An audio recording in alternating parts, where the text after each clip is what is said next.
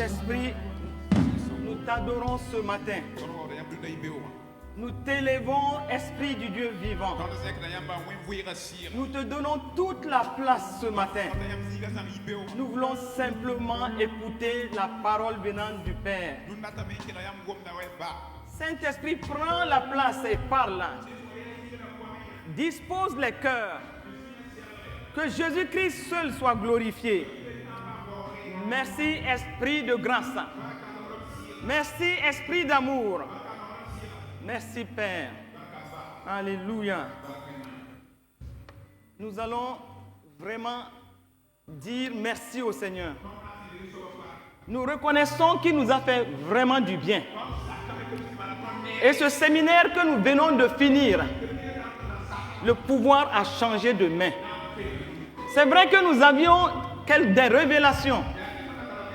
Quelques révélations sur le pouvoir qui a changé de main. Mais le séminaire est venu amplifier la révélation dans nos vies. Et je crois que toi et moi, nous ne serons plus les mêmes personnes après ce séminaire. C'est pourquoi nous disons merci au Seigneur. Élève ta voix et dis merci au Seigneur ce matin. Pour tout ce qu'il a fait dans ta vie. Pour tout ce qu'il a fait dans ma vie. Merci Saint-Esprit. Merci Saint-Esprit. Alléluia. Merci Père. Amen, amen, amen. On acclame le Seigneur, Saint-Esprit.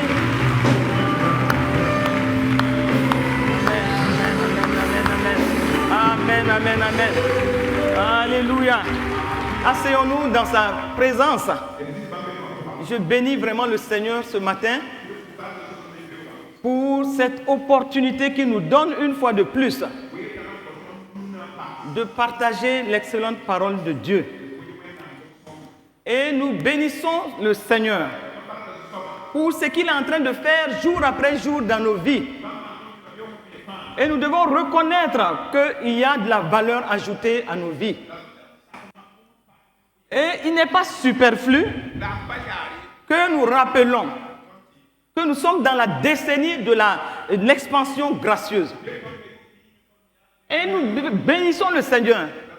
J'ai envie de dire, heureux sommes-nous parce que nous avons mis pied dans cette décennie importante de notre vie. Et c'est pourquoi, si nous sommes là ce matin, c'est un signe que Dieu est en train de nous amener de gloire en gloire, de succès en succès. Et je voudrais saluer particulièrement le Bishop Shaw qui est venu suivre ce séminaire avec nous. Que Dieu te bénisse et qu'il continue d'étendre tes limites, non seulement en Côte d'Ivoire, mais partout ailleurs. Au nom de Jésus-Christ de Nazareth. Et donc, nous ne devons pas être fixés sur certaines circonstances négatives qui nous entourent. Regardons seulement à ce que le Seigneur est en train de faire. Il a bien dit qu'il va nous conduire jusqu'au bord. Il a dit simplement passons à l'autre bord. Et quand il a dit passons à l'autre bord, assurément nous allons arriver à l'autre bord. Il n'y a rien qui va nous empêcher d'arriver à l'autre bord. Parce que Jésus-Christ a dit à ses disciples, passons à l'autre bord.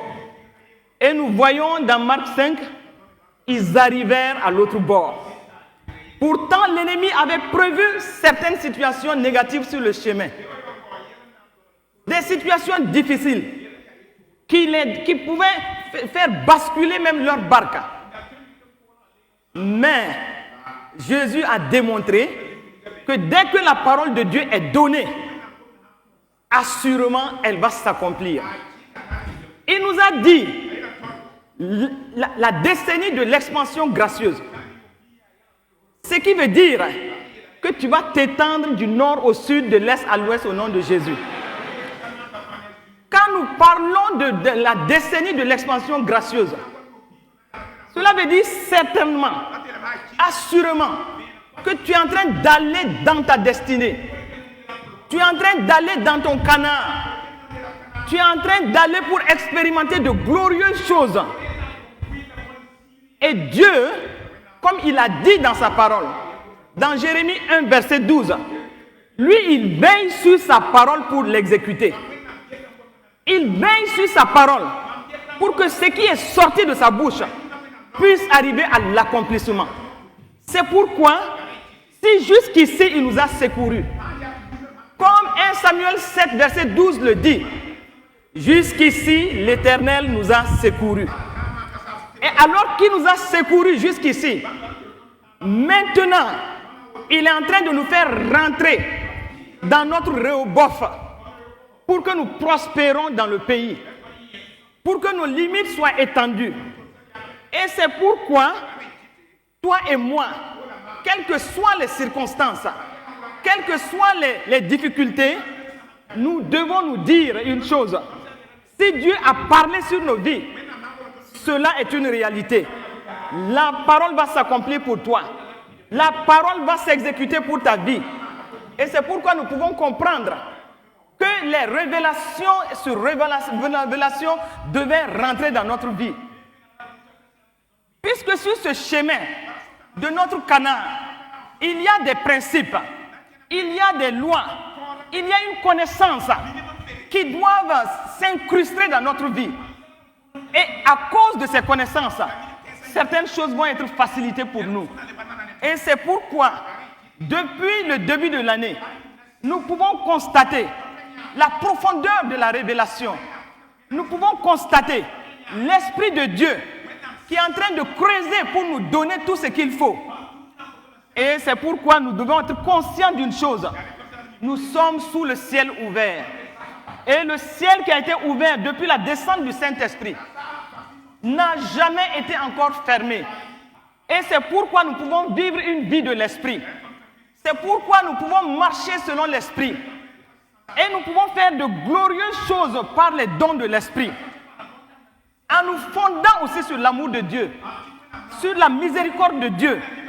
Et c'est pourquoi aussi, nous pouvons comprendre ces derniers temps que le Seigneur qui nous aime tant et qui veut tant que nous rentrons dans notre expansion gracieuse, qui veut tant nous voir dans notre Canaan, il nous a conduits, en plus de toutes les révélations, il nous a conduits dans la clinique de la foi et de la guérison divine pour nous assainir, pour traiter notre cœur, traiter nos pensées, assainir nos pensées, mais aussi faire un traitement particulier de nos langues.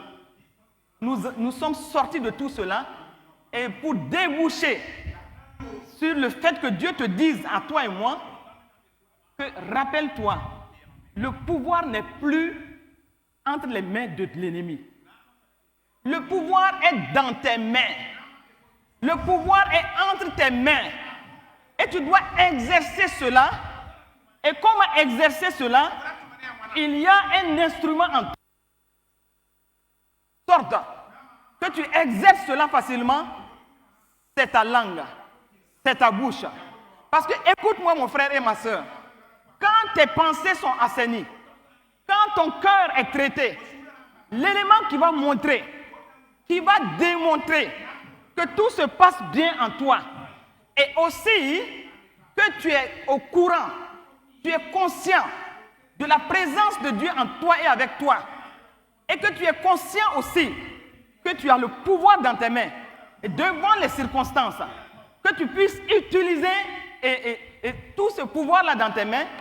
L'élément qui va démontrer tout cela, c'est ta langue. Et la langue ne trompe point. La langue ne peut pas du tout tromper. Donc, quand certaines choses se passent en nous, c'est la langue qui exprime cela. C'est ta bouche qui exprime cela. Et c'est pourquoi, souvent, regardons à comment nous sommes. De l'abondance de notre cœur, notre bouche va parler. Quelle abondance? L'abondance soit du bien ou l'abondance soit du mal. Mais ce qui est en toi, c'est ce qui va s'exprimer par ta bouche.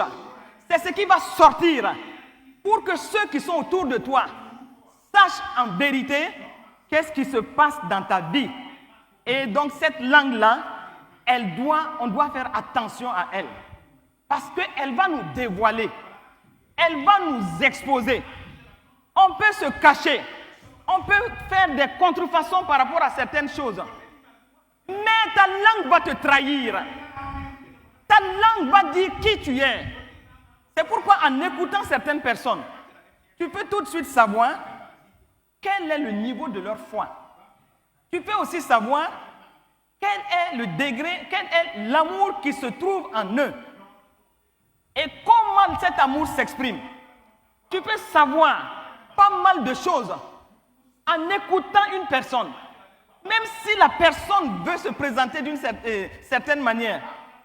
Écoute, fais attention, sois fin, observe une phrase. Peut-être même qu'il a voulu camoufler. Cette phrase-là peut sortir pour trahir tout ce qu'il a voulu présenter. Donc, de l'abondance de notre cœur, en bien ou en mal, notre bouche va parler. Et c'est pourquoi, quelles sont les conversations qu'on a, jour après jour, quelles sont les paroles qui sortent de notre bouche. Ces conversations, ces paroles vont produire soit de la puissance ou de la faiblesse en nous. Et donc, tu dois savoir que tu ne peux pas te tromper les autres autour de toi. Et c'est pourquoi tu es soit victorieux à cause de l'utilisation de ta langue ou encore victime à cause de l'utilisation de ta langue. Soit que tu utilises bien ta langue, soit que tu utilises mal ta langue. Et nous allons voir à la suite comment on peut se faire du bien ou comment on peut se faire du mal. Et c'est pourquoi, aujourd'hui, sachons une chose, rien ne peut rivaliser avec la puissance de nos paroles. Et c'est pourquoi j'ai intitulé cette exhortation « La puissance de nos paroles ». La puissance de nos paroles. Si nous sommes tels que notre cœur est, tels que nous sommes, et notre âme présente cela, comme la parole de Dieu le dit, dans Proverbe 23, verset 7, il est comme les pensées de son âme. Nous sommes comme les pensées de notre âme. Nous ne pouvons pas dépasser nos pensées. Nos paroles vont bâtir nos statuts devant tout le monde. Nos paroles vont faire une caricature de ce que nous sommes. Et donc, ce que nous confessons, ce que nous disons, ça va gouverner notre vie. Et ça va façonner notre vie dans le bon ou dans le mauvais sens. Je peux dire, c'est une loi spirituelle. Cette loi spirituelle-là, Jésus nous l'explique dans Marc 11 au verset 23. Il dit ceci, il dit, je vous le dis en vérité. En vérité. Ce qui veut dire, tu ne peux pas démontrer ça autrement. Je vous le dis en vérité. Si quelqu'un dit à cette montagne, ôte-toi de là et jette-toi dans la mer, et s'il ne doute point en son cœur, mais croit que ce qu'il dit arrive, il le verra s'accomplir. Et dans ce verset-là, il y a 3 éléments. Quand on dit croire dans son cœur, ça c'est le cœur.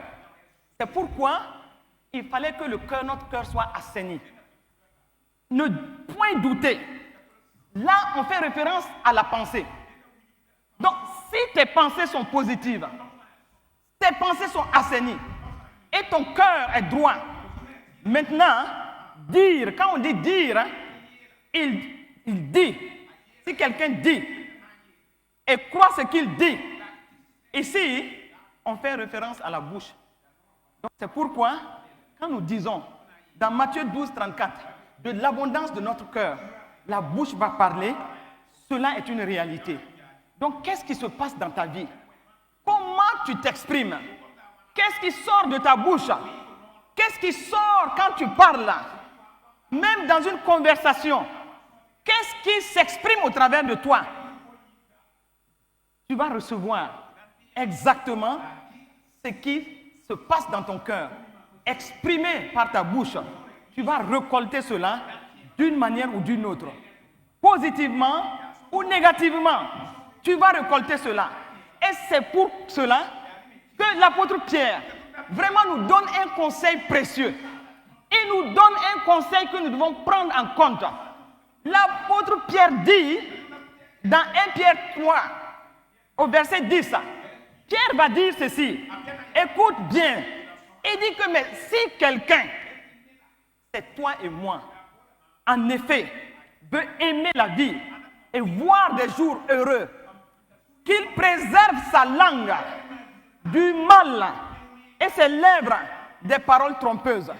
Voici ce que Pierre nous conseille. C'est parce qu'il est conscient d'une chose, que nous pouvons détruire notre vie comme nous pouvons la bâtir. Et nous pouvons aller dans le bon sens comme nous pouvons reculer ou aller dans le mauvais sens. Tout cela tient de ce qui sort de ta bouche, mais qui reflète aussi ce qui se passe en toi. C'est pourquoi, mon frère et ma soeur, dans la dynamique de cette expansion gracieuse, parce que nous avons mis le pied dedans, et je dirais que nous sommes dans la première année, nous avons mis le pied dedans, et moi je dis tu es heureux, tu es heureuse, parce que tu as mis le pied dans cette décennie de l'expansion gracieuse. Et comme je l'ai dit, Dieu va veiller sur sa parole pour l'exécuter. Mais sur cette route-là de l'expansion gracieuse, parce que d'ici la fin de cette décennie, toi et moi, nous devons démontrer que Dieu n'a pas menti. Nous devons démontrer que ce que Dieu a dit est oui et amen.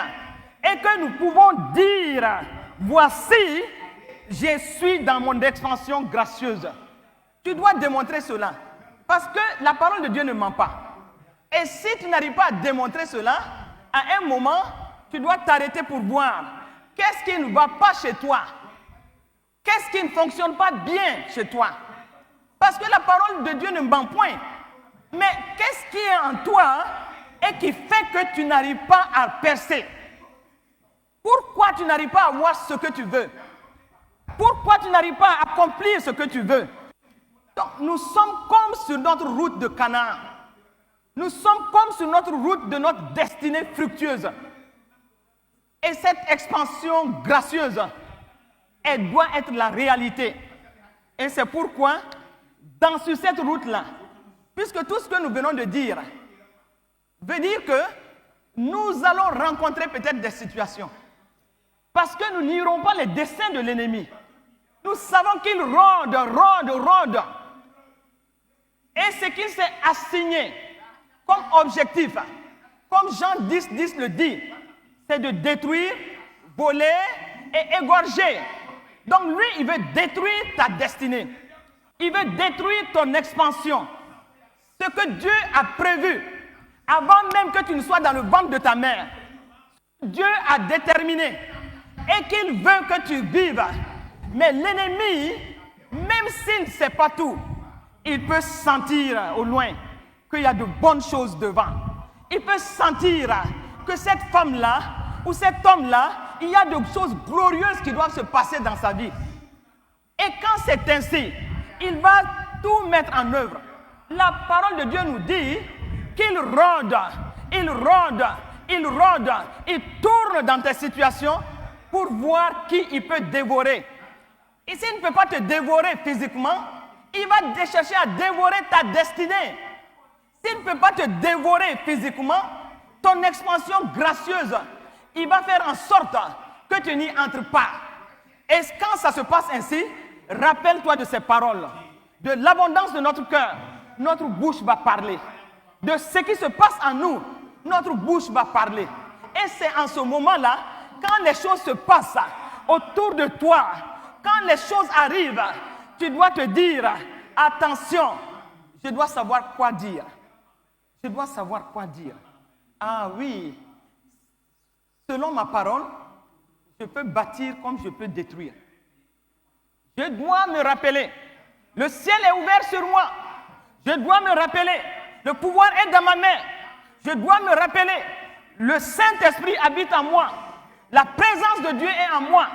Et avec moi, il me conduit, il me dirige, il me montre ce que je dois faire. Comme le psaume 32, verset 8 le dit. Il doit faire dans tout cela.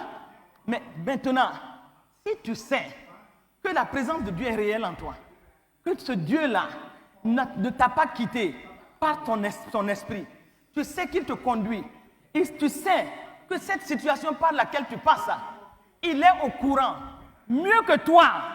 Peut-être que toi, tu ne connais que certains aspects de ce problème. Mais ton Dieu sait tout. Il sait les en-dessous. Il sait tout le plan de l'ennemi contre toi. Mais au même moment, il dit, avance mon enfant, avance ma fille, avance mon fils, parce que je suis avec toi. Ma présence ne va pas te quitter. Je suis avec toi. Je ne te délaisserai point. Je ne t'abandonnerai point. Et quand c'est ainsi, maintenant, toi, si tu as cette conviction-là, qu'est-ce qui doit sortir de ta bouche? C'est de confirmer ce que Dieu a dit. C'est de dire, Dieu a dit que je suis plus que vainqueur. Et que tout ce qui est né de Dieu triomphe du monde. Que la foi qui triomphe du monde, c'est notre foi. La victoire qui triomphe du monde, c'est notre foi. Et il dit, qui est celui qui a triomphé du monde? Sinon celui qui croit que Jésus-Christ est le Fils de Dieu. Il l'a dit dans 1 Jean 5, 4 à 5. Mais si nous nous rappelons de ces paroles, et nous avons cette assurance que ton Dieu est avec toi, il ne va pas t'abandonner, quelles sont les paroles qui sortent donc de ta bouche? Et c'est pourquoi nous allons voir des cas pratiques de situations où les gens devaient se rappeler que Dieu ne les a pas abandonnés. Mais comment ils se sont comportés? Nous allons voir des cas où la bouche des gens ont détruit leur avenir.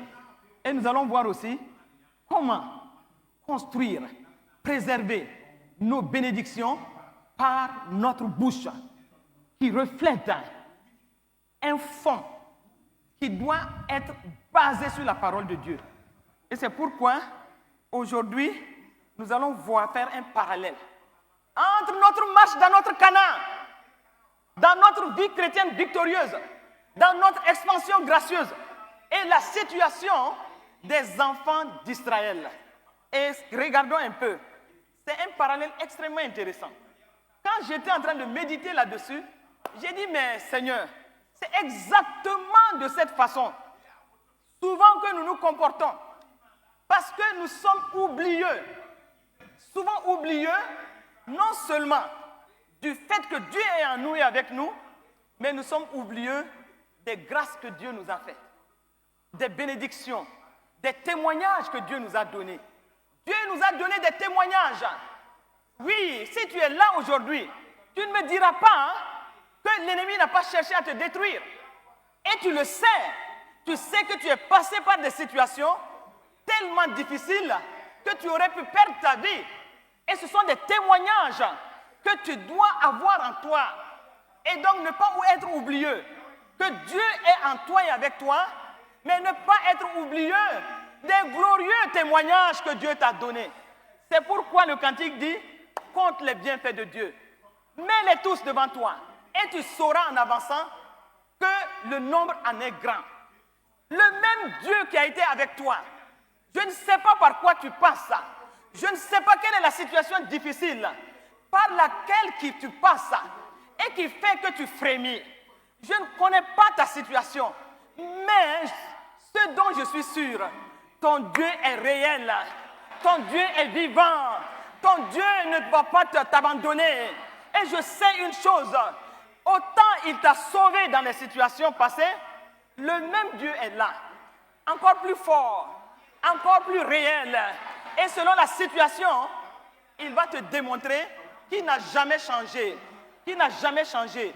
Et les enfants d'Israël, si nous regardons, nous voyons dans Exode 13, mon frère, moi je ne sais pas, il y a peut-être une souffrance dans ta vie. Tu es dans quelle Égypte? Quel est le pharaon qui veut te faire porter le joug de la souffrance? Quel est le pharaon qui est en train de te faire porter le joug de l'esclavage? Quel est le pharaon qui te fait frémir? Je ne sais pas. Je ne sais pas qu'est-ce que tu vis. Mais ce dont je suis sûr, c'est que Dieu est vivant. Et les enfants d'Israël regardent dans le Exode 13, 21 à 22. Il est dit, à leur sortie d'Égypte, l'Éternel allait devant eux.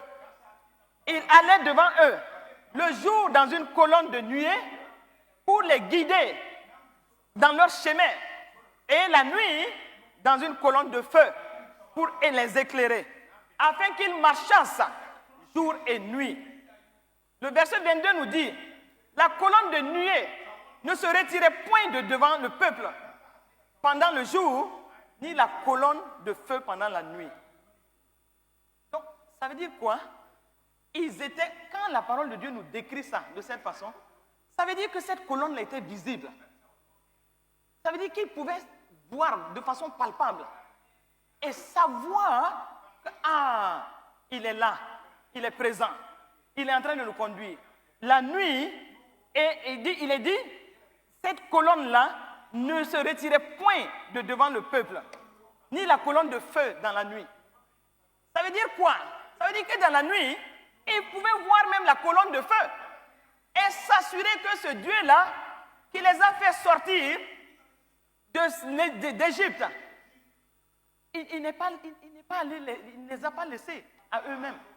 Donc, ils savaient. Et donc, quand c'est ainsi, Paul te dit après, dans Romains 8, verset 31, il dit, que dirons-nous donc à l'égard de toutes ces choses? Oh, toutes ces choses par lesquelles tu passes, toutes ces choses qui sont en train de te traumatiser. Oui, des gens, un pharaon, des ennemis qui sont derrière toi. Il dit, que dirons-nous donc à cause de toutes ces situations par lesquelles nous passons? Il dit, si Dieu est pour nous, qui sera contre nous? Alléluia. Si Dieu est pour toi, qui sera contre toi? Si Dieu est en train de te conduire, s'il manifeste sa présence, qui sera contre toi? Et Dieu te rappelle cela aujourd'hui. Fortifie ta foi. Sache qu'il est là. Il est pour toi. Il ne t'abandonnera pas. Il ne te fera pas de défaut. Donc nous voyons, il y a des desseins de l'ennemi, mais notre Dieu est fidèle. Il est pour nous. Qui sera contre nous? Il n'y a pas plus grand que lui. Non, il n'y a pas plus fort que lui. Et 1 Jean 4,4 te dit, celui qui est en toi, il est plus grand, il est plus fort, il est plus majestueux. Oui, que tout ce qui est au dehors. Tout ce qui est au dehors, y compris la situation que tu traverses aujourd'hui. Celui qui est en toi est le Dieu de ta victoire et qui va faire en sorte que l'ennemi n'ait pas le dessus sur toi. Donc c'est pour cela que nous devons rester vigilants. Vigilants et continuellement parler la parole de Dieu. Et c'est pourquoi il est bon que tu connaisses certains versets devant les situations pour pouvoir les sortir, pour pouvoir affronter l'ennemi avec la parole de Dieu, pouvoir lui dire comme Jésus l'a fait, il est écrit ceci et moi j'y crois, cette parole et moi, nous sommes un. Nous sommes un. Donc si tu affrontes, c'est la parole que tu affrontes. Et tu ne peux pas vaincre la parole. Parce que la parole, c'est Dieu lui-même. Et donc, nous devons rester vigilants. Donc, une première circonstance qui va arriver et qui va faire que tout de suite, malgré cette assurance de la présence de Dieu, une première circonstance, le Seigneur, l'Éternel a fait sortir les enfants d'Israël. Et ils étaient en train de partir. Mais Pharaon les poursuivait. Comme l'ennemi te poursuit, il te poursuit d'une manière ou d'une autre. Il fait en sorte que tu saches que lui ne va pas lâcher. Il fait en sorte que tu te dises qu'il est en train de te poursuivre pour chercher à te vaincre. Ici, il poursuivait les enfants d'Israël. Il poursuivait les enfants d'Israël. Mais au même moment, il fallait tout simplement revenir sur le fait qu'eux-mêmes, ils sachent, qu'ils savent que Dieu est là. La colonne de feu est là. La colonne de nuit est là. Donc, en ce moment, rien ne peut arriver. Dans tous les cas, Si l'ennemi veut forcer, il sera confronté à Dieu lui-même. Mais qu'est-ce qui se passe? Les enfants d'Israël, ils vont voir Pharaon. Ils voient devant la mer Rouge. La peur s'est saisie d'eux. Comme souvent, la peur peut se saisir de nous. Le plus important n'est pas la peur tout d'un coup, mais c'est de savoir te ressaisir, mon frère. C'est de savoir revenir tout de suite sur la parole, sur la présence de Dieu, et de dire, oui, il y a eu une situation de peur, et je regarde, quand je regarde ce qui se passe, je peux avoir peur. Mais au même moment, je me rappelle d'une chose, oui, mon Dieu est là, il est présent, il est réel, et si on doit m'affronter, c'est ce Dieu-là qu'on va affronter. Et on ne peut pas terrasser ton Dieu. Non, je n'ai pas vu ça quelque part dans la parole. Et ça ne va pas commencer avec toi. Pourquoi frémis-tu? Pourquoi as-tu peur? Pourquoi es-tu dans la frayeur? Écoute, dans Exode 14, il est dit, à partir du verset 10, Pharaon approchait. Les enfants d'Israël levèrent les yeux. Ah, nos yeux, nos cinq sens. Ils levèrent les yeux. Et voici, les Égyptiens étaient en marche derrière eux. Comme aujourd'hui, tu regardes dans ta situation. L'Égyptien est derrière toi. Les Égyptiens sont derrière toi. Comme les enfants d'Israël. Ils ont levé les yeux. Et ils ont regardé. Et il est dit, et les enfants d'Israël eurent une grande frayeur. Et ils ont crié à l'Éternel. Avoir une grande frayeur et crier à l'Éternel, ça, ce n'est pas mauvais. Parce qu'on peut avoir la peur, une frayeur, tout d'un coup, devant une situation, et crier à Dieu. Ça, c'est une bonne attitude. Mais, regardez la suite. Non seulement ils ont crié, et ils ont dit à Moïse, « Oh, n'y a-t-il pas de sépulcres en Égypte ?» Voilà. Maintenant, ils sont rentrés dans un domaine où il ne fallait pas. Y a-t-il pas des sépulcres en Égypte sans qu'il fût besoin de nous amener mourir au désert? Que nous as-tu fait en nous faisant sortir d'Égypte? Donc, ils sont en train de regretter même la libération. Ils sont en train de regretter ce que Dieu a fait à bras étendus. Ils sont en train de dire, ah, nous préférons repartir en Égypte. Et souvent, dans nos attitudes, dans nos paroles, souvent nous disons, oui, c'est-à-dire on ne le dit pas clairement, mais on exprime d'une certaine façon que quand on était sans Christ là, est-ce que c'était même pas mieux? Un jour, un pasteur a juste posé une question à ses membres.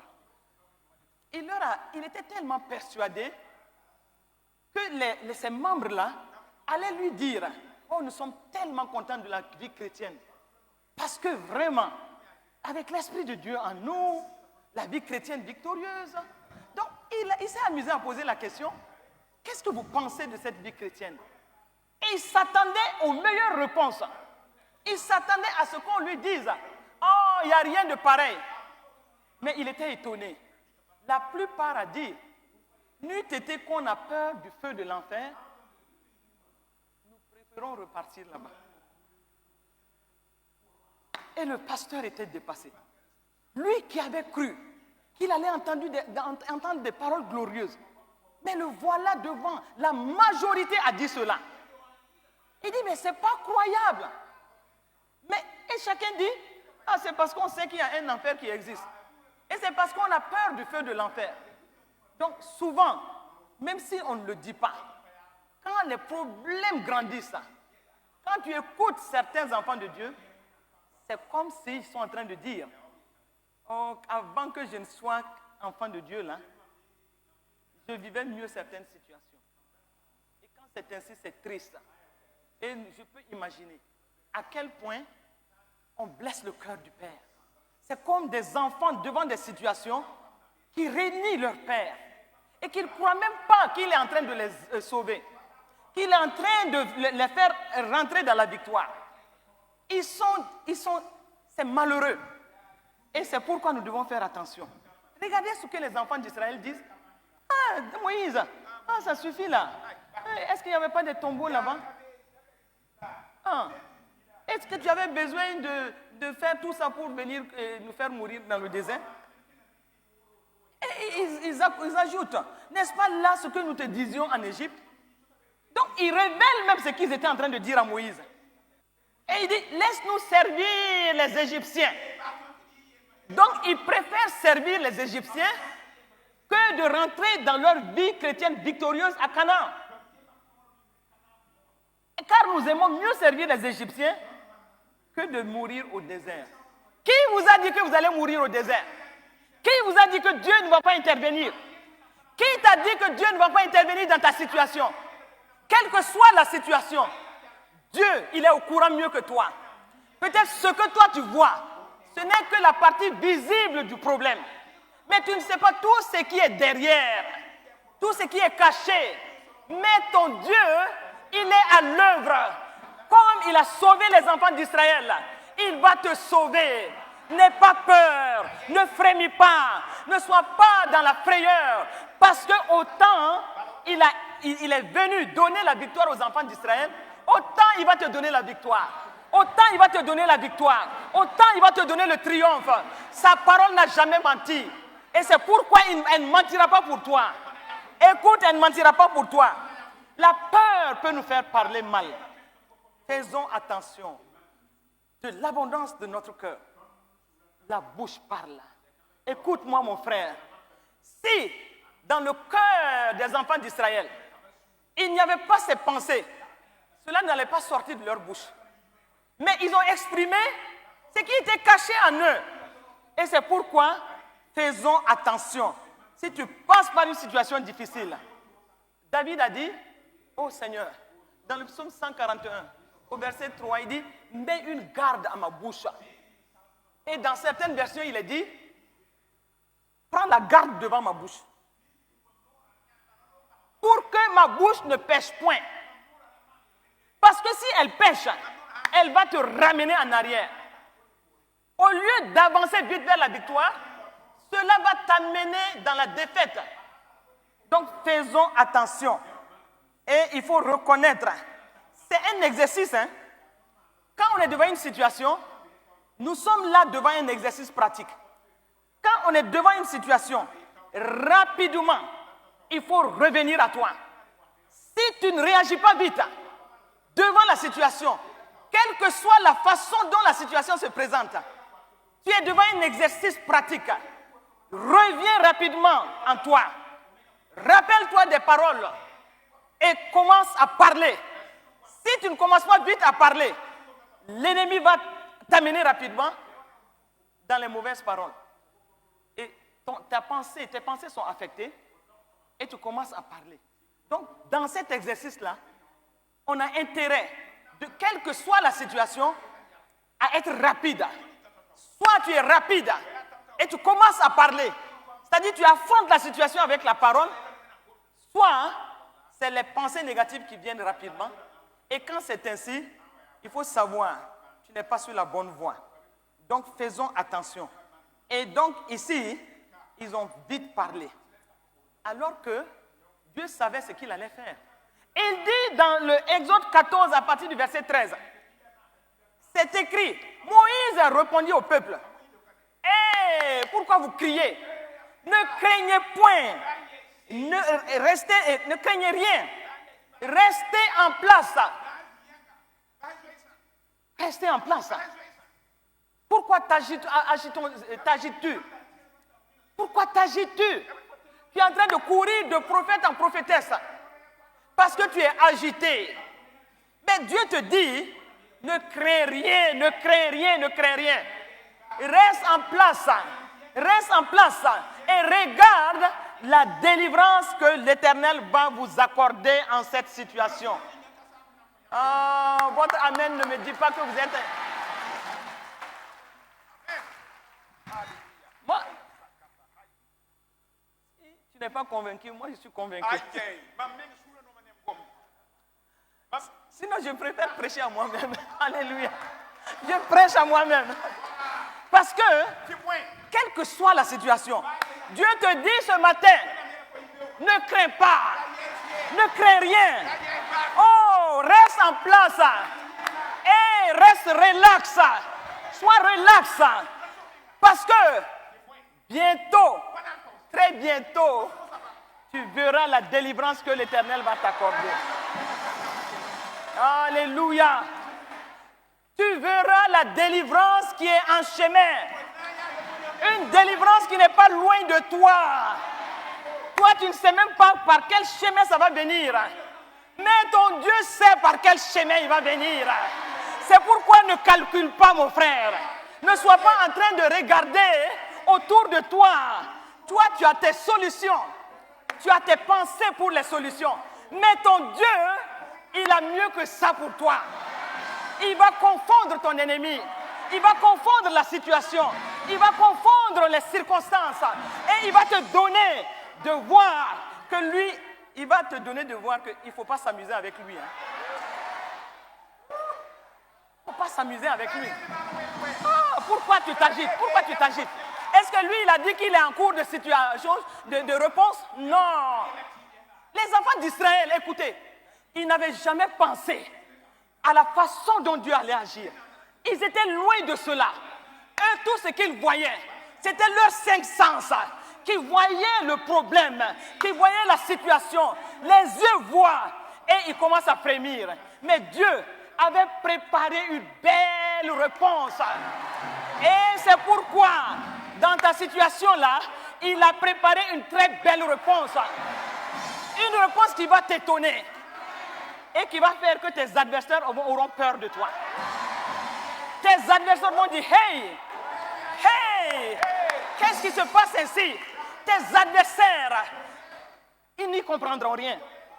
Au moment où ils croient qu'ils sont en train d'avancer, au moment où ils croient qu'ils sont en train d'aller pour pouvoir t'avoir, c'est en ce moment-là que Dieu est assis sur son trône. Alléluia! Il est assis sur son trône. Il contrôle la situation. Il contrôle la situation. Et c'est pourquoi, écoute, ce qu'il va faire, je proclame cela, je déclare cela sur ta vie. Dans ta situation-là, ce que Dieu va faire, tu seras tellement étonné que toi-même tu seras confondu. Tu seras confondu. Tu seras confondu. Parce que tu es troublé par la situation. Mais bientôt, très bientôt, il va tellement t'étonner que tu vas dire, ah ah ah, hey. Tu vas dire, mais c'est pas possible. C'est ce qui s'est passé. Et c'est pourquoi, mon frère, ma soeur, soyons relax. Hey, dis à ton voisin, sois relax, sois relax, sois relax. Sois relax, sois relax. Sois relax. Sois relax. Parce que, écoute-moi, les Égyptiens que tu vois aujourd'hui, hey, les problèmes que tu vois, la situation que tu vois, les pharaons que tu vois, ces situations difficiles que tu es en train de voir, et je te dis, d'ici peu, très peu, tu ne les verras plus. Tu ne les verras plus. Pourquoi? Ce n'est pas toi qui combattras. Non, non, non. L'Éternel combattra pour toi. Et toi, garde le silence. Sois relax, mon frère. Garde le silence. Sois relax. Et tu t'assois, tu croises tes jambes. Parce que dans toutes ces situations, tu es plus que vainqueur. Tu ne peux pas être victime d'une situation. Ton Dieu est trop fort pour ça. Et c'est pourquoi, sois relax, sois relax, sois relax. Alléluia. Alléluia, alléluia, alléluia. Si tu acceptes cette parole-là, je sais que le Saint-Esprit va faire quelque chose. Ah. Et le verset 31 de Exode 14 dit ceci. Parce que, regardez, eux, ils ont parlé mal. Mais le verset 14, le verset 31 dit ceci. Il dit, Israël vit la main puissante de l'Éternel, que l'Éternel avait dirigée contre les Égyptiens. Et le peuple craignit l'Éternel. Et il crut en l'Éternel et en Moïse son serviteur. Écoute, la main puissante là,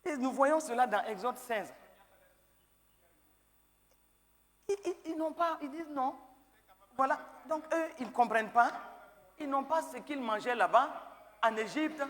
Ah, une histoire d'eau, une histoire de nourriture. Et donc, ils commencent à murmurer encore.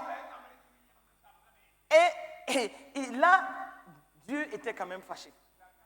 Parce que, et c'est pourquoi souvent, on arrive à un moment de notre vie, alors que Dieu a fait tellement de choses pour nous. Quand nous continuons à mépriser toutes les bénédictions qui sont rentrées dans notre vie, tous les témoignages que nous pouvons poser devant nous, pour dire, Dieu a fait ci, il a fait ça, il a fait ça. Ce n'est pas dans cette situation-là qu'il va m'abandonner.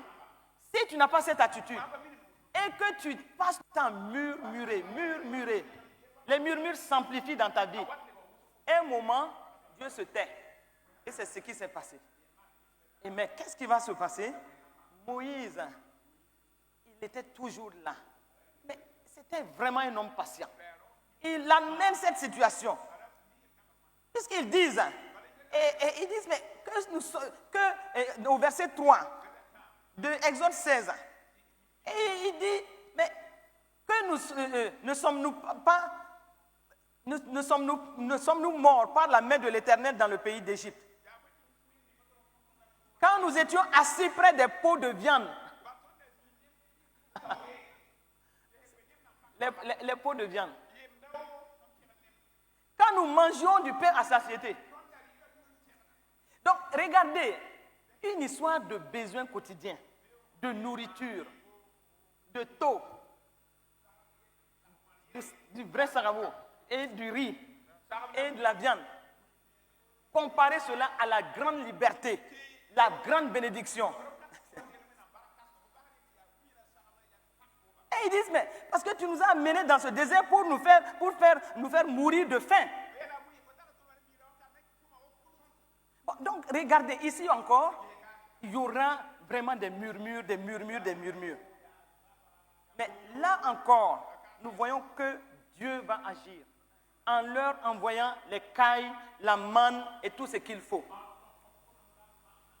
Mais nous sommes en train d'en parler parce que sur notre voie de l'expansion gracieuse, faisons attention, c'est un message prophétique pour chacun d'entre nous.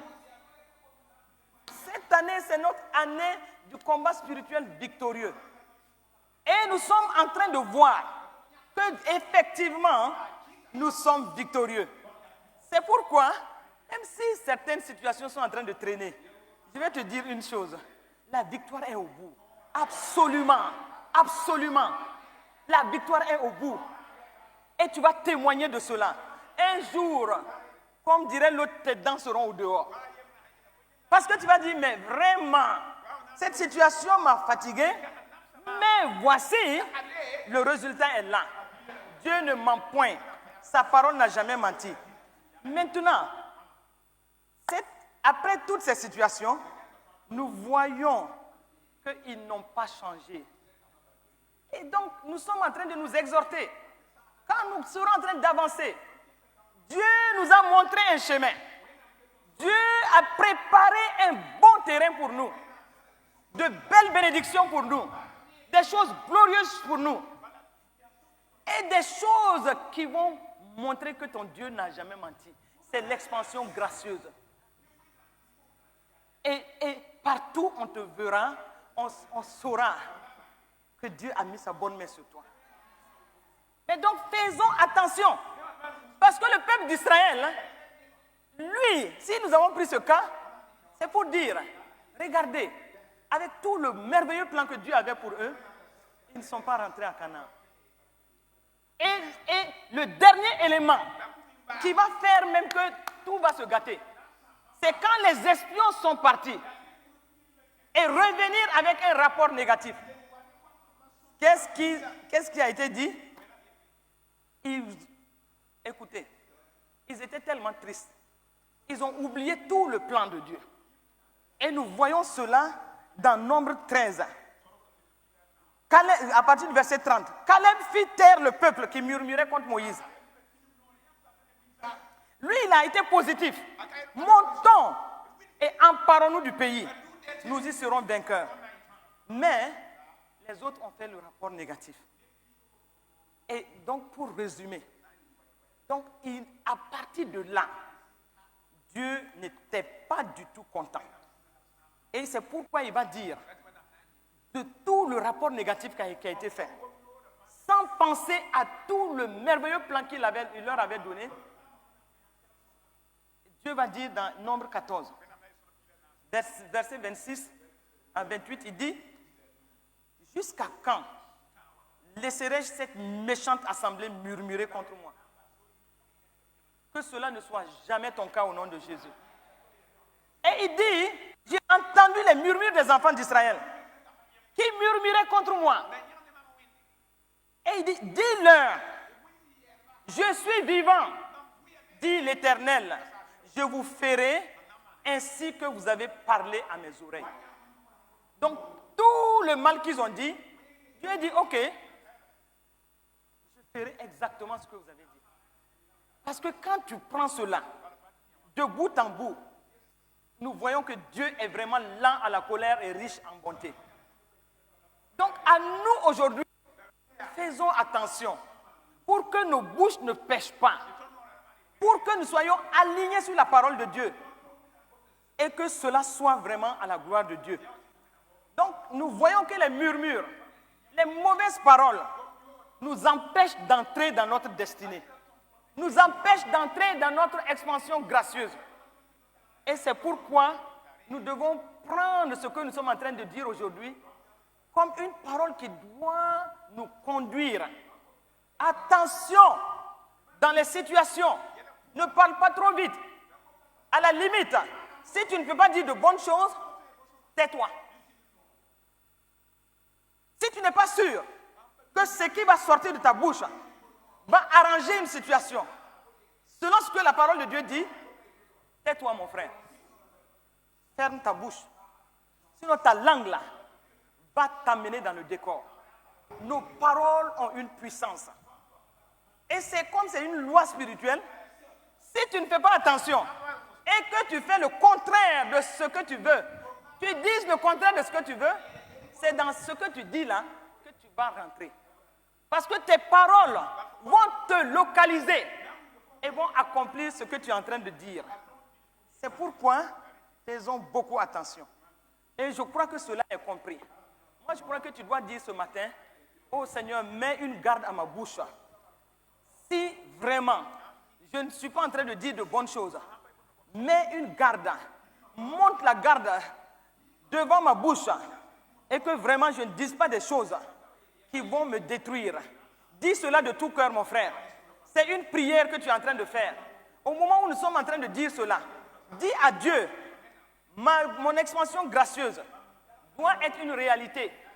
Et je ne veux pas manquer cette expansion gracieuse. Amen, amen, amen. Voilà. Maintenant, regardons une deuxième façon d'utiliser mal notre langue. Parce que la langue, comme Jacques l'a dit, c'est un petit feu qui peut embraser les forêts, qui peut détruire ta vie, qui peut faire que tu ne rentres pas dans ta destinée. Mais au même moment, cette langue-là, elle peut être destructrice de deux façons. Elle est une épée meurtrière. Épée meurtrière qui va détruire ton avenir, qui va détruire ta destinée. Tout dépend de tes confessions. Et c'est pourquoi, dans Proverbe 18, 21, il est dit ceci, la mort et la vie sont au pouvoir de notre langue. La mort et la vie. La mort de ta destinée ou la vie de ta destinée. Écoute, ce que tu dis va t'amener dans la vie ou dans la mort. Ça maintenant, j'ai envie de dire, la balle est dans ton camp. Et vous savez, quand je parle de cela, je peux me rappeler de ce témoignage-là que nous avions donné ici souvent et que je souhaite reprendre avec vous. Il s'agit de cet homme-là qui était malade et qui avait le côlon pourri, un cancer de son côlon, et ce cancer-là était au dernier stade. Les médecins ont tous dit que personne ne peut opérer cet homme. Mais à un moment, l'homme dit, comme on m'a donné que quelques semaines à vivre, je préfère prendre le risque de me faire opérer. Mais les médecins ont dit, ils ne vont pas s'amuser. Mais il a négocié pour qu'un médecin chirurgien lui fasse l'opération. Et il a dû signer pour dire que je m'engage. Si je dois en mourir, dans tous les cas, j'allais en mourir. Donc, le médecin, et comme il a négocié avec quelqu'un qui a convaincu le médecin a été d'accord pour faire l'opération. Mais dès qu'il a ouvert le ventre de cet homme-là, il a vu que le côlon était pourri. Pourri. Il a fait un signe de dégoût à ses collègues qui étaient autour de lui. Et il a fait comme ça, il dit non, on ne peut même pas toucher. Sinon, il ne va pas se lever de cette table. Donc, qu'est-ce qu'ils ont fait? Ils ont refermé. Et ils ont recousu, mais ils n'ont rien touché. Mais le malade qui est reparti dans sa salle, dans sa chambre, quand le médecin est revenu pour une visite normale que les médecins font après une opération, le malade regarde le médecin et il lui dit, docteur, comment ça s'est passé? Et le médecin, avec un large sourire, lui dit, ça s'est très bien passé. Il a dit vraiment, il dit oui, ça s'est très bien passé. Il a reçu cette parole. Alléluia. Et il était content. Tous ceux qui venaient le voir, il dit, le médecin m'a dit, ça s'est très bien passé. Et si ça s'est très bien passé, c'est que je vais vivre. Je ne mourrai plus. Parce que ça s'est très bien passé. Il continue de déclarer cela. À qui venant, il déclare cela. On lui pose la question, il déclare cela. Ça s'est très bien passé. Ça s'est très bien passé. Et là, même ces cellules, alléluia. La parole de Dieu nous dit, à ceux qui l'ont reçu, tu as reçu la parole, à ceux qui l'ont reçu, il leur a été donné le pouvoir de devenir enfants de Dieu. Tu as reçu cette information, lui il a reçu cela, et puis tout en lui disait, ça s'est très bien passé. Ses cellules disent, ça s'est très bien passé. Tout son organisme dit, ça s'est très bien passé. Il a reçu la parole. Il y a cru. Alléluia. Les médecins ont vu que très rapidement, cet homme-là, en quelques jours, il se portait bien.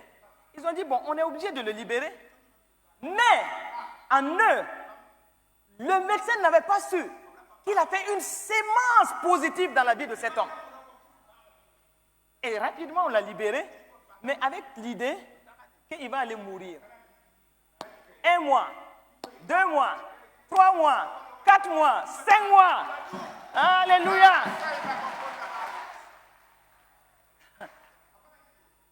Le médecin chirurgien a oublié. Dans sa tête, l'homme est mort. Et un jour, celui qui avait été l'intermédiaire appelle le médecin et il lui dit, l'homme qui avait le côlon, le cancer de côlon, il cherche à te rencontrer. Le médecin était dépassé. Il dit, quel homme? Il vit toujours? Parce que pour lui, dans les semaines qui suivaient, l'homme devait mourir. L'autre lui dit, il vit toujours, il se porte très bien. Et il cherche l'occasion pour venir te faire un cadeau. Parce qu'il dit à tout le monde que tu as fait un très bon travail sur lui. Écoutez, le médecin n'avait rien fait. Mais il a sémé simplement une parole. Lui-même, il ne s'en est pas rendu compte. Alléluia. Il ne s'en est pas rendu compte. Mais comme l'homme a reçu cette parole a travaillé en lui. Et l'a amené dans « ça s'est très bien passé ». Et c'est comme ça que, quand il a vu le malade, il dit, mais il ne comprend pas. Il ne pouvait pas donner 2 semaines à cet homme. C'est pourquoi j'ai dit, écoutez-moi, 1 Jean 5, 9 dit, ça ce n'est que le témoignage d'un homme. Il dit, si nous recevons le témoignage des hommes, et ça c'était le témoignage des hommes, la parole de Dieu dit, le témoignage de Dieu est plus grand. C'est pourquoi, sachons qu'est-ce qui sort de nos bouches. Notre langue peut être meurtrière contre nous-mêmes, parce que nous parlons au hasard, nous disons des choses dans nos temps de découragement. Est-ce que moi, je peux me marier? Est-ce qu'à cet âge-là, je peux me marier? J'ai lu récemment une femme de 67 ans qui a fait l'un des plus beaux mariages. Je suis en train de parler à toi qui crois que l'âge est un handicap. Je suis en train de dire que ton mariage est pour bientôt. Alléluia. Tu n'as même pas accepté cette parole. Si tu as reçu cette parole, elle va s'accomplir. Mais si tu rejettes cette parole, elle ne va pas s'accomplir. L'homme au colin pourri, lui, il a reçu la parole. Et ça s'est passé.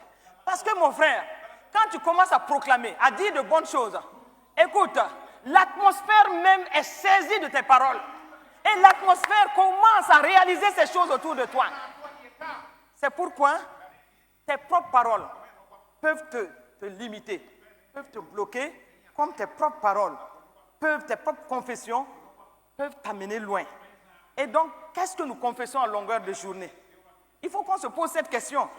Et notre foi doit se mesurer à notre confession. Si tu veux obtenir quelque chose, parle et crois.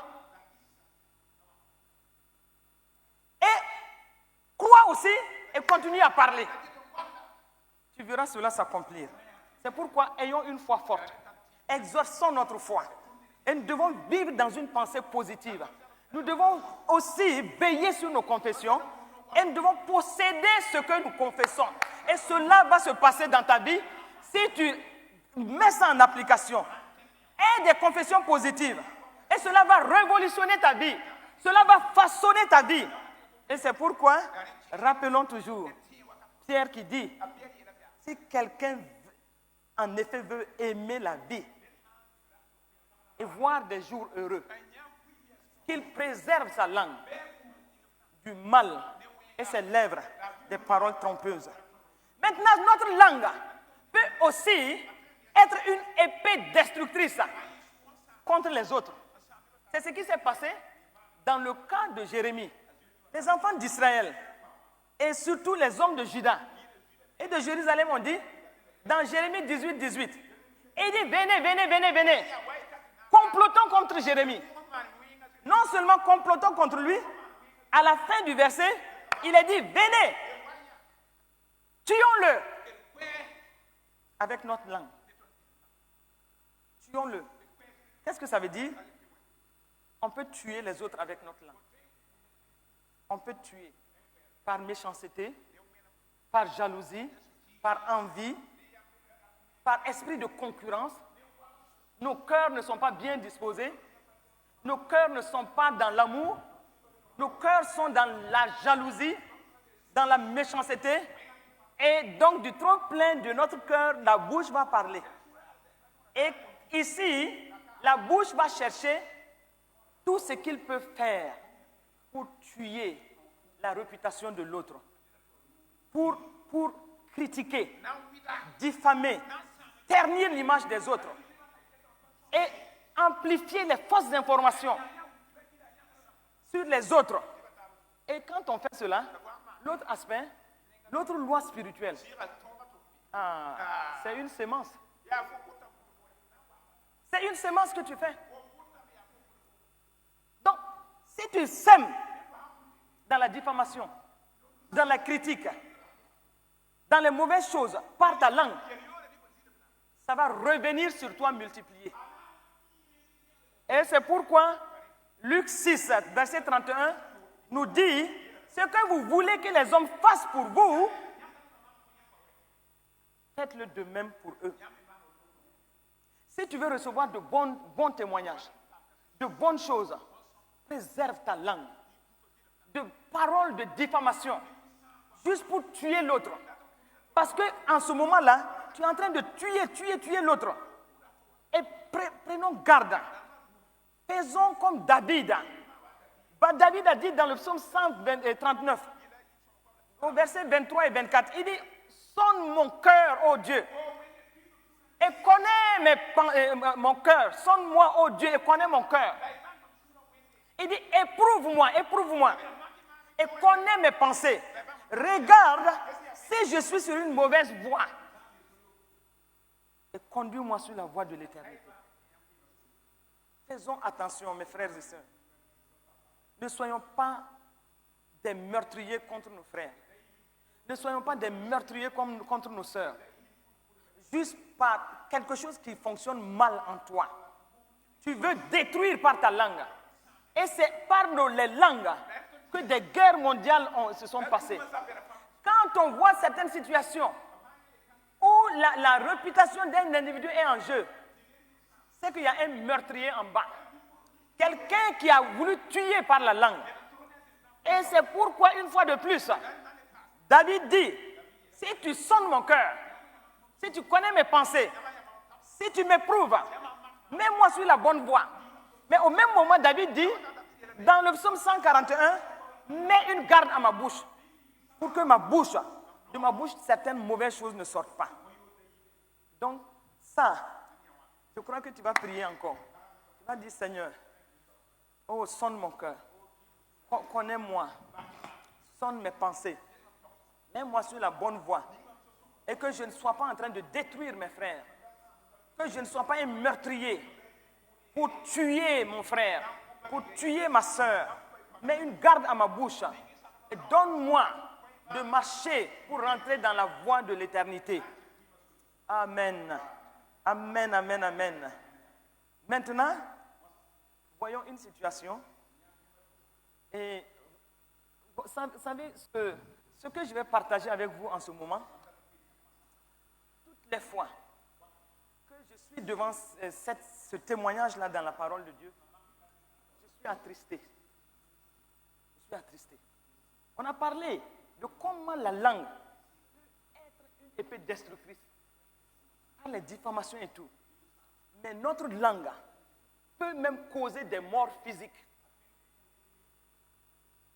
À cause de nos confessions, nous pouvons provoquer des morts. Et ça, je veux parler de l'histoire de cet homme-là, un Édomite qui s'appelle Doeg.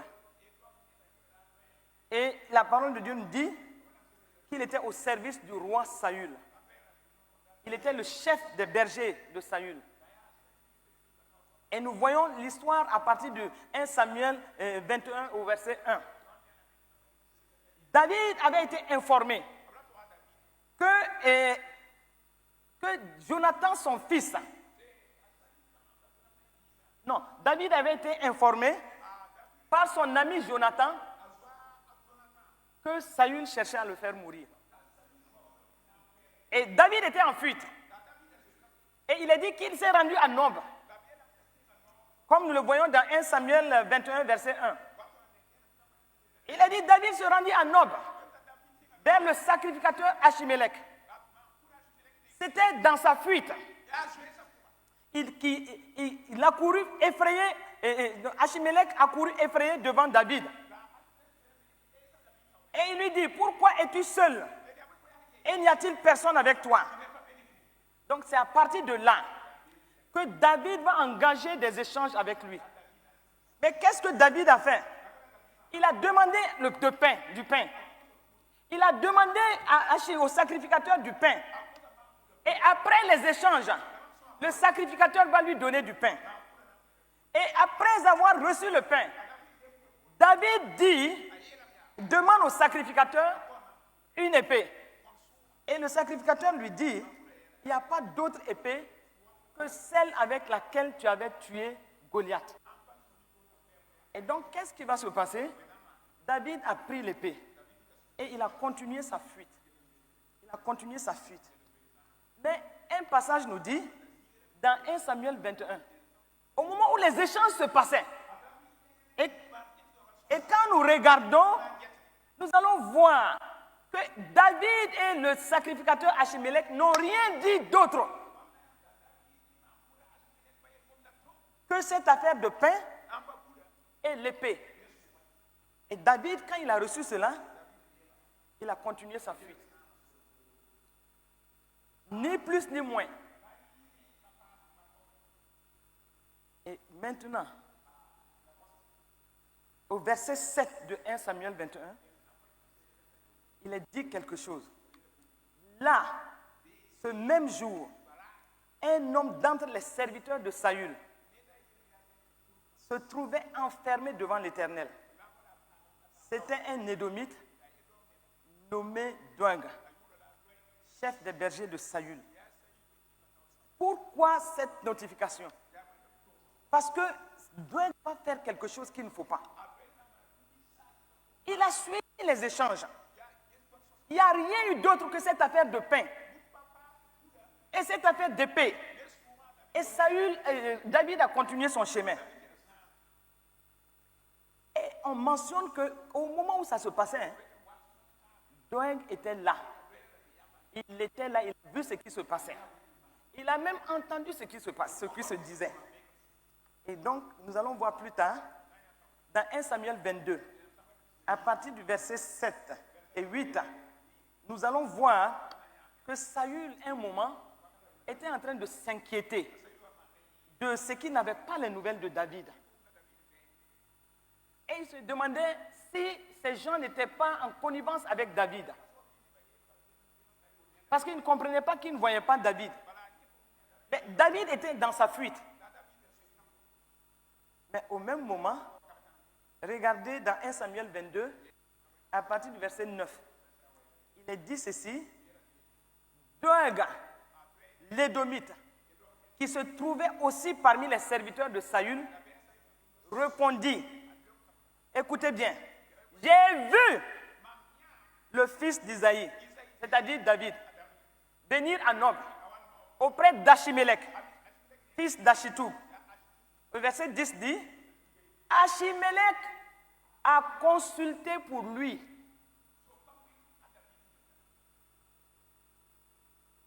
Et il lui a donné des vivres. Et il lui a remis l'épée de Goliath le Philistin. Donc, si nous lisions dans les moindres détails, vous allez vous rendre compte, en dehors de cette affaire de pain et de l'épée, il n'y a rien eu d'autre. Non. Mais qu'est-ce qu'il dit? Il dit, j'ai vu. C'est vrai que tu l'as vu. Tu l'as vu venir à Nob. Tu l'as vu même avec le sacrificateur Achimélec. Mais est-ce Achimélec a consulté pour David? Pas du tout. Nulle part. Achimélec n'a consulté pour David. C'était juste le pain qu'il lui a donné. C'était juste l'épée. Et David a continué son chemin. Mais toi, ce que tu n'as pas entendu, ce que tu n'as pas vu, tu montes cela parce que tu veux faire du mal aux autres. C'est ce qui s'est passé. Vraiment, c'est triste. Et il dit que moi, je l'ai vu. Et il dit, Achimélec là, il a même consulté pour lui. Ce qui était important pour Saül, c'était moins l'affaire du pain et de l'épée. Mais cette affaire de consultation, c'était ça le plus dangereux. Toi, Doeg, tu n'as pas vu cela. Tu n'as pas vu le sacrificateur consulter pour David. Pourquoi tu inventes cela? C'est ce qu'il a inventé. Et souvent, ce que nous n'avons pas vu, ce que nous n'avons pas entendu, notre bouche, il y avait une portion de vérité qui était que le sacrificateur lui a donné du pain. Il lui a donné l'épée. Mais d'où est venue cette affaire de il a consulté pour David? De l'abondance de notre cœur, la bouche va parler. Et souvent, on est dans des demi-vérités. Il y a une petite portion qui peut être vraie dans ce qu'on raconte. Mais on ajoute ce qui n'est pas. Parce qu'au fond de nous, on veut commettre du mal. Au fond de nous, il y a quelque chose de malsain qui fait que non seulement souvent on dit des choses qu'on n'a pas vues, des choses qu'on n'a pas entendues. On le dit, ce qui est faux, ou encore, on prend une petite portion de vérité. Ici, c'était le pain et l'épée, mais on met un gros mensonge qui vient surplomber tout et qui fait que le cœur des autres est levé. Écoutez, Dieu ne peut pas laisser ça. Parce que ça crée des problèmes. Et souvent, même dans les assemblées, ce que les gens n'ont pas vu, ils vont dire. Ce qu'ils n'ont pas entendu, ils vont dire. Ils vont grossir des choses juste pour mentir. Parce qu'au fond d'eux, ils veulent détruire. Et souvent, ce qu'ils viennent même ajouter là, c'est terrible. Et c'est là même le nœud qui va amener du mal. Exactement ce que Dog a fait. Et c'est sa bouche, sa langue. Ici, ce n'est pas juste une diffamation, mais il va causer un grand mal, une grande destruction. Regardez ce qui va se passer. Regardez ce qui va se passer. Donc, ici, au verset 1 Samuel 22, au verset 11, il est dit, le roi envoya chercher tout de suite Achimélec, fils d'Achitou, le sacrificateur. Et il ne l'a pas cherché seul.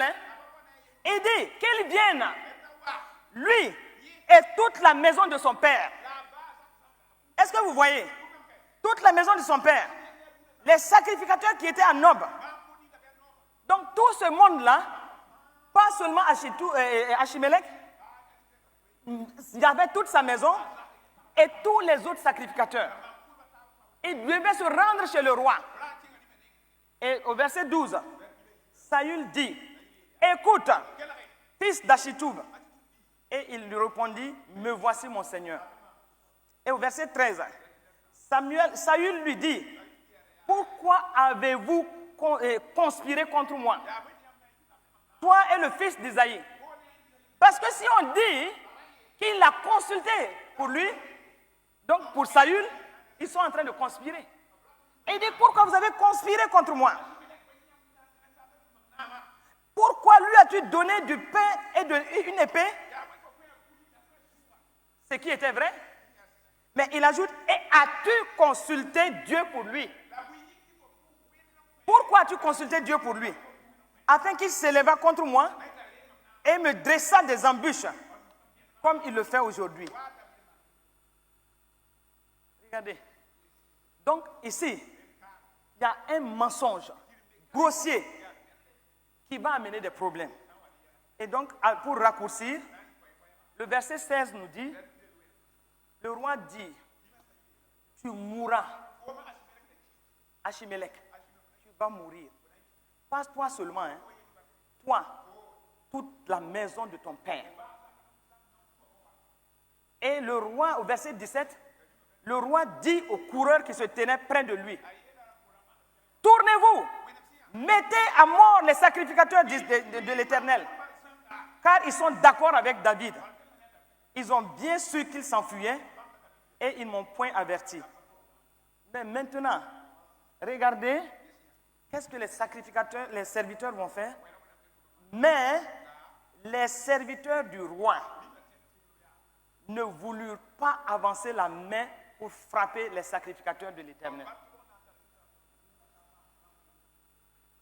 Parce qu'ils ont su qu'il y a une injustice qui va faire la destruction de tout ce monde. Ils ont dit, eux, ils ne vont pas salir leurs mains de sang. Ils ont refusé. Maintenant, écoutez, la langue qui a parlé. Maintenant, le roi se tourne vers Dog. Il dit, tourne-toi. C'est toi qui as dit. Tu as vu. Tu as vu. C'est pourquoi tu as dit. Et tu as su. C'est pourquoi tu as dit, tu as parlé de pain, tu as parlé d'épée, mais encore mieux, le plus sérieux, tu as dit qu'il a consulté pour David, ce qui était faux. Donc, il est obligé de dire oui. Il dit, mais comme c'est toi qui as dit, regardez ce que le roi va dire. Toi-même, puisque les serviteurs ont refusé, toi-même là, tu te tourne-toi et frappe les sacrificateurs. Et donc l'Édomite se tourna et ce fut lui qui frappa les sacrificateurs. Il fit mourir en ce jour, écoutez bien, 85 hommes portant l'éphod de lin.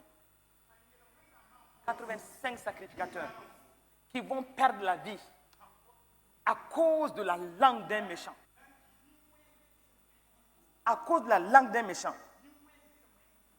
Donc, verset 19, Saül frappa encore du tranchant de l'épée Nob, ville sacerdotale, hommes et femmes, enfants et nourrissons, bœufs, ânes et brebis, tombèrent sous le tranchant de l'épée à cause d'un mensonge. Est-ce que nous n'allons pas dire à Dieu, préserve-moi de telle situation? Regardez toute la destruction. Toute la destruction. Il a tué tout ce monde-là. Mais, qu'est-ce que, quand on a rapporté la situation à David, regardez le verset 22 nous dit, David dit, j'ai bien pensé ce jour-là.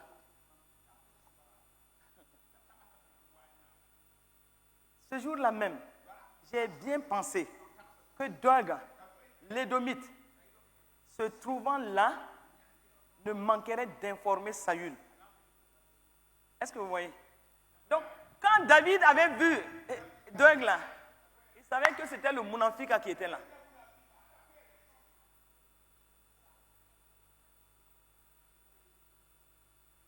Il dit, quand ça se passait là,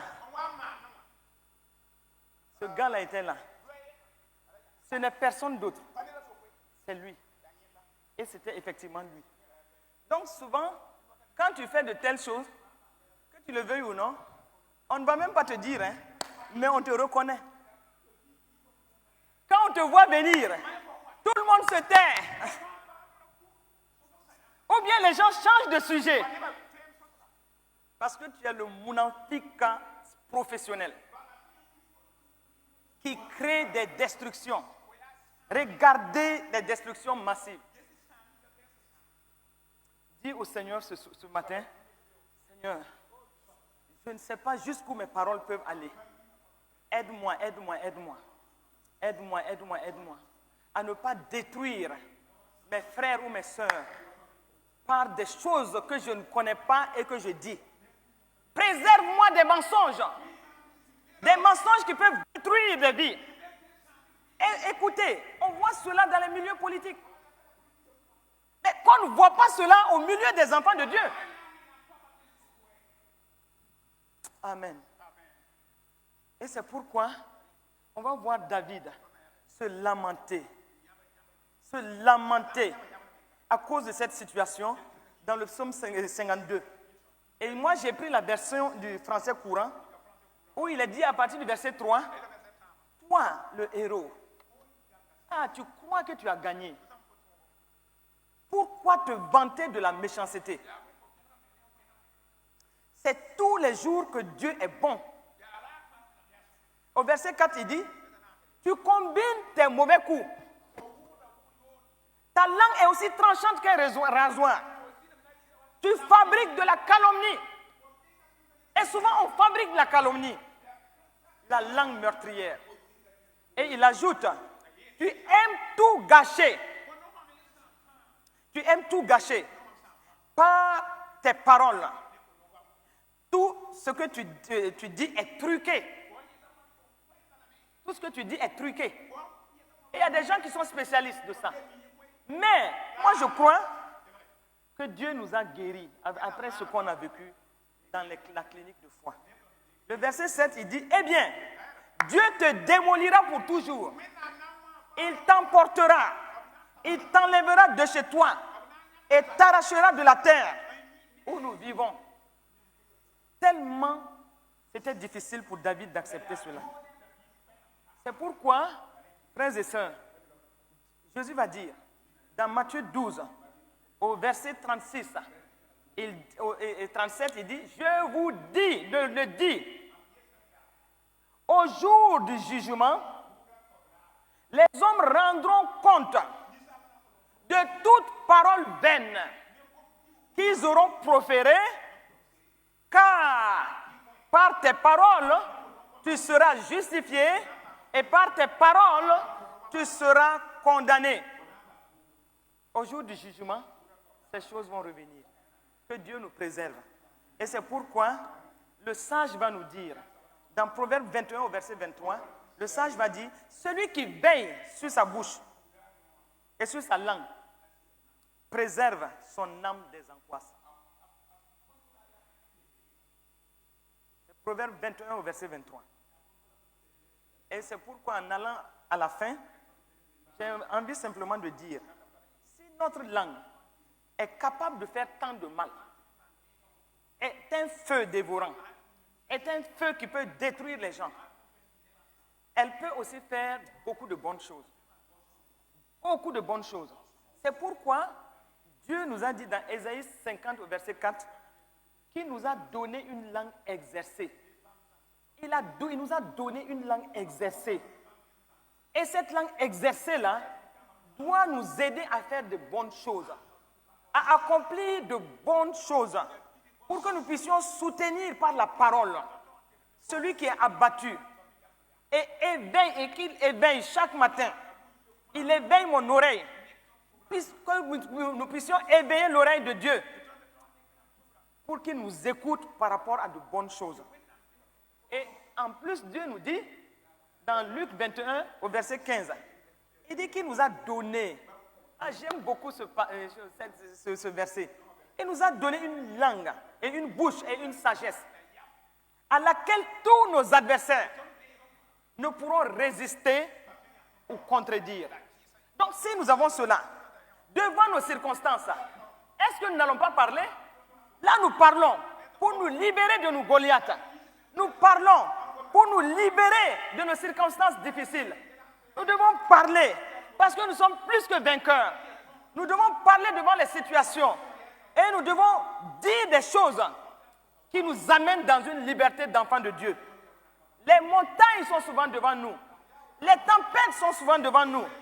Nous devons parler. Et que ces montagnes se déplacent. Nous devons annuler les projets des ténèbres contre notre vie. Parce que ici, le pouvoir étant dans nos mains, notre langue doit parler la parole. Notre langue doit dire la vie. Et notre langue doit nous libérer. Et nous devons résister aussi au diable par nos paroles. Le monde des ténèbres a besoin d'entendre nos paroles. Nos paroles décrets, nos paroles d'autorité. Le monde des ténèbres a besoin d'entendre cela. Et c'est pourquoi parlons. Disons des bonnes choses. Réclamons nos biens. Réclamons nos bénédictions. Et ne nous taisons pas, ne nous taisons pas. Jésus a parlé à la tempête. David a parlé contre Goliath. Et plus tu parles, plus ta foi augmente.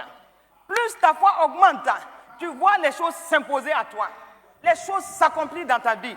Et c'est pourquoi notre cœur et notre bouche doivent s'aligner, mais dans la bonne direction. Nous devons vraiment faire en sorte que nous récoltions toujours rien que des bonnes choses, des bonnes choses, des bonnes choses. Et que nous puissions témoigner toujours de l'effet de nos paroles positives dans nos vies. Donc, faisons comme Jésus. Parlons. Ce qu'il voulait, il parlait et il recevait. Il nous a donné ce pouvoir. Ce pouvoir est dans nos mains. Et nous devons aussi parler. Est-ce que ce matin, alors que nous avons eu des prières séquentielles, ce matin-là, comme la femme à la perte du sang, Elle était en train d'aller à la mort. Mais quand elle a compris qu'elle peut changer, que les choses peuvent changer pour elle, elle a commencé à parler la vie. Elle a commencé à parler. Elle dit, je me lèverai, j'irai, je toucherai le pan de son vêtement et je serai guérie. Et elle a été guérie. Et contre l'attente de tous, est-ce que ce matin-là, il n'y a pas des choses que tu dois parler pour soumettre cela à ton autorité? Il y a des choses que tu dois réclamer. Il y a des choses que tu dois parler pour apaiser. Ton autorité doit s'exercer. Est-ce que ce matin, mon frère, est-ce que ce matin, ma soeur, on ne va pas parler pour terminer? Je crois qu'on va parler. Sous l'onction de ce message-là, est-ce que tu ne vas pas parler? Tu vas parler pour faire taire des voix de certaines situations. Tu vas parler pour faire taire certaines tempêtes dans ta vie. Tu vas parler parce que ton Dieu t'a tout donné pour faire taire tes ennemis, pour faire taire ceux qui s'élèvent contre toi. Ce matin, tiens-toi debout, mets-toi sur tes deux pieds et au moment où nous finissons, est-ce que tu ne vas pas commencer à parler? Parle ce matin. Je veux que tu parles là. Je veux que tu fasses taire la voix des ténèbres. Je veux que tu fasses taire la voix de l'ennemi. Je veux que tu fasses taire. Parle ce matin. Je crois que, comme nous avons terminé, je crois que tu as l'occasion de parler, d'exercer cette autorité. Parle la vie. Parle la prospérité. Parle la santé divine. La vie Zoé doit patrouiller dans ton corps. Parle pour faire taire la voix de l'ennemi.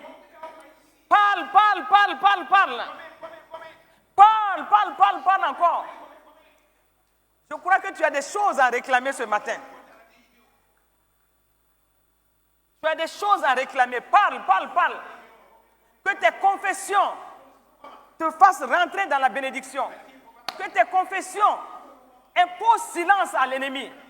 Que tes confessions te donnent de manifester ta victoire. Que tes confessions te propulsent dans ton succès. Oui, parle, parce que tu es dans ta décennie de l'expansion gracieuse. Ce qui s'élève contre ton expansion, fais taire cela et brise ce qui est élevé, s'élève contre toi. Tu as cette autorité, tu as ce pouvoir. Parle mon frère, parle ma soeur, parle, parce que des choses doivent se faire par ta confession ce matin.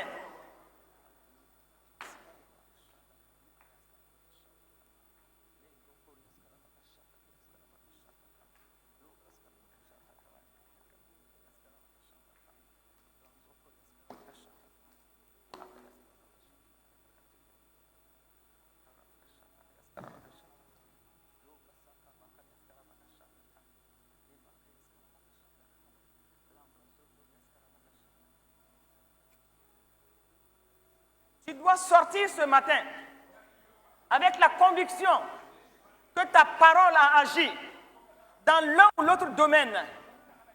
Devant ton Goliath, ta parole a agi.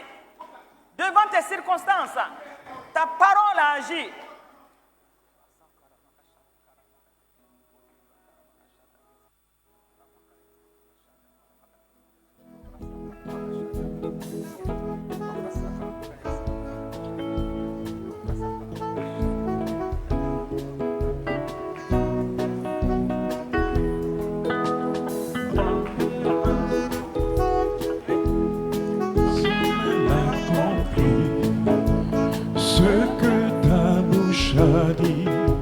Samuel accomplit ce que sa bouche a dit. Samuel accomplit ce que sa bouche a dit. Samuel accomplit ce que ma bouche a dit. Samuel accomplit ce que ma bouche a dit.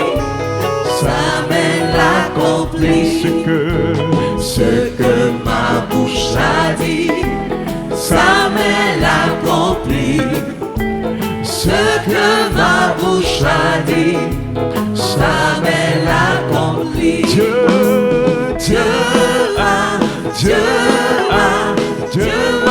tout donné.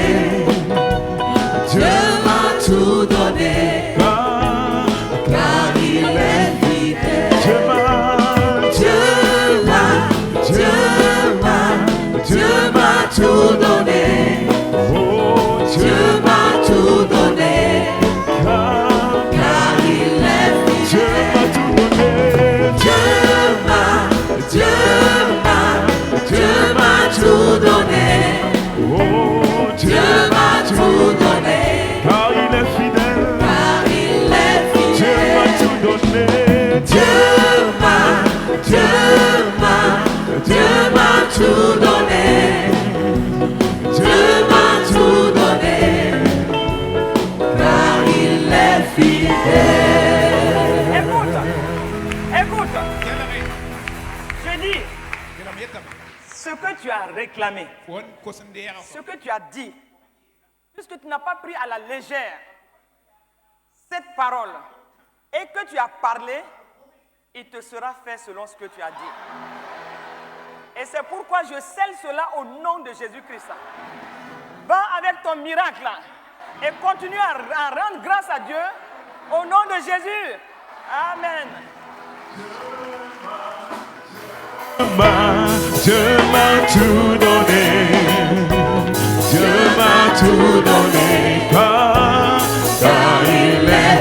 Dieu m'a tout donné. Dieu m'a tout donné. Oh, Dieu m'a tout donné.